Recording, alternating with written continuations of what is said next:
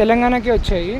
AP and అమరావతిగా capital పెట్టి ఒక range వరకు వెళ్తుంది అనుకునే టైంలో ఒక్క ఛాన్స్ అని చెప్పి వైఎస్ఆర్సీపీ గవర్నమెంట్ వచ్చింది. ఏదో చేస్తాం అనుకున్నారు, బట్ సిచ్యుయేషన్స్ అన్నీ వర్స్ట్ అయిపోయాయి. స్టేట్ చాలా డెప్త్లోకి వెళ్ళిపోయింది. ల్యాక్స్ ఆఫ్ క్రోర్స్ అప్పులు మామూలు కాదు.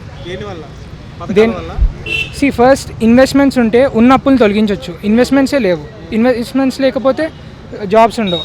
జాబ్స్ లేకపోతే ట్యాక్సెస్ రావు. మళ్ళీ స్టేట్ అప్పు చేయాల్సి వస్తుంది. Simple logic.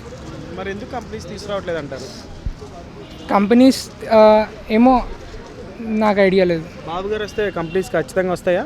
రావచ్చు, ఎందుకంటే ఇంతకుముందు వచ్చాయి కదా. ఇప్పుడు మనం చూస్తున్నాం హైదరాబాద్లో.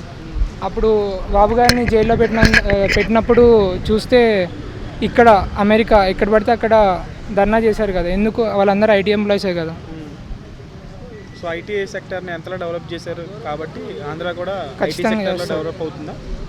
చేస్తారు ఒకవేళ వస్తే. సో పోయినసారి వైసీపీకి 150 సీట్లు వచ్చినాయి, ఒక అవకాశం అని చెప్పి గెలిపించారు. ఈసారి నెగిటివిటీ కొంచెం ఎక్కువగానే ఉంది. ఎన్ని సీట్స్ ఎక్స్పెక్ట్ చేయొచ్చు ఈసారి నెక్స్ట్ ఎలక్షన్స్లో? అసలు ఐడియా లేదండి.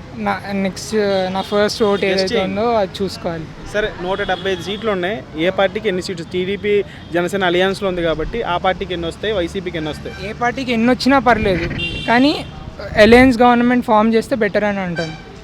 ఇది ఇప్పుడు 150 సీట్స్ కంటే ఎక్కువ సంపాదించి వాళ్ళకంటే ఎక్కువ సంపాదించామని చెప్పుకోవడానికి కాదు. స్టేట్ బాగు చేయాలి కదా. వచ్చి చాలా ఇబ్బందులు పడుతున్నారు. ఇప్పుడు ఒకవేళ గవర్నమెంట్ మారకపోతే మేబీ తెలంగాణ పాపులేషన్ పెరుగుతుంది, అక్కడ నుంచి ఇక్కడికి వచ్చేస్తారు. అది మాత్రం పక్కా అంటున్నారు. సో ఖచ్చితంగా టీడీపీ ప్రభుత్వం వస్తే మంచి జరుగుతుంది అనుకుంటున్నారు. ఖచ్చితంగా. Thank you bro.